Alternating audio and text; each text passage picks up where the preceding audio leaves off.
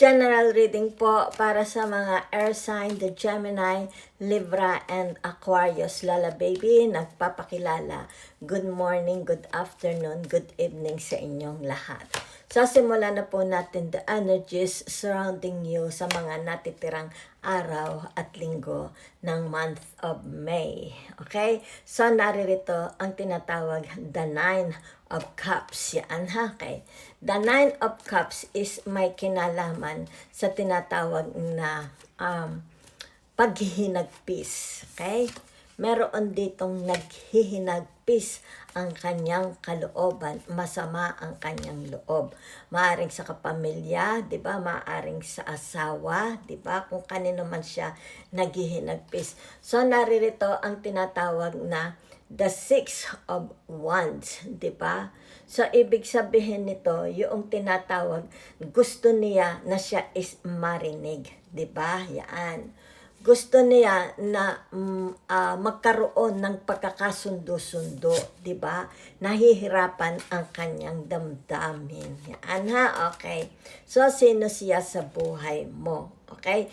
Ibig sabihin nito, yung tinatawag na hindi naman masama ang ugali niya, 'di ba?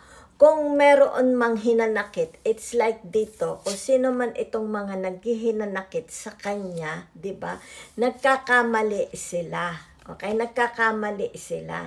Dahil siya is taong gusto laang niya yung tinatawag na siya is marinig. Okay? Gusto niya siya is marinig. Okay? Wala siyang masamang intensyon, 'di ba? Hindi ito pang sarili niyang kagustuhan. Pakinggan naman siya, naghihinagpis din ang kanyang kalooban, 'di ba? So naririto ang tinatawag na the Gemini, the Libra, and the Aquarius. Kung usapang family ito, ibig sabihin nito, kailangang magkaayos-ayos, 'di ba? Maaring ito yung tinatawag kayo ang hinihintay, 'di ba? Para laang matapos ang sigalutan, ang problemang namamagitan sa kanila.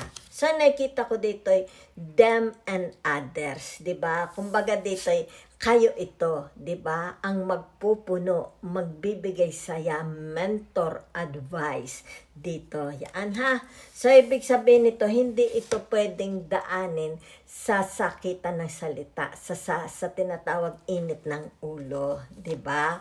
Para magkaroon ng tinatawag na fruition. Yan ha. Okay. So let's see other energies. Yan ha. Okay. Merong mga, it's like dito, nangungulila. Okay, kung sino ito nangungulila na ito. Yan ha. So, meron dito yung tinatawag na ngako. Okay? Pangako. Yan. Tutuparin niya ang kanyang pangako. Yan ha.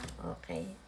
So, ibig sabihin nito, itong tao namang ito is tinatawag, nagbago na. Okay? Nagbago na siya. Pinipilit naman niyang magbago. Diba? Yan. It's like, give them a chance to prove na talagang nagbago sila. Okay? Yan.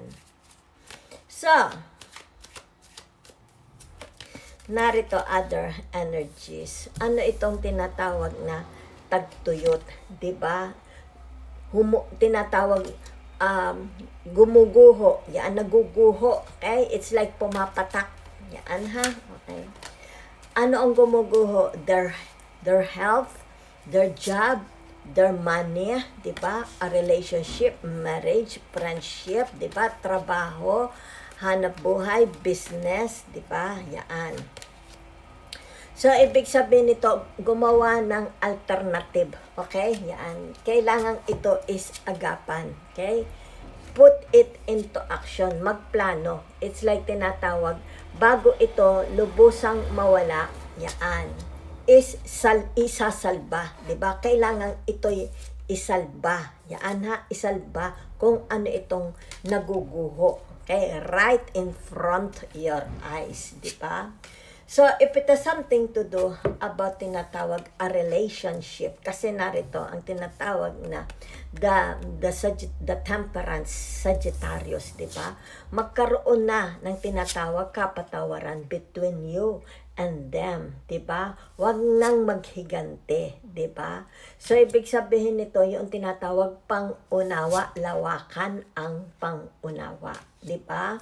Yan. So, ibig sabihin nito, meet me in the eyes, meet me in the middle, di ba? Look me in the eyes. Yan ha, okay? So, ibig sabihin nito, the sincerity of this person, okay? The sincerity of this person. Wala siyang hatred, okay? So, that's what I see for you. Thank you very much.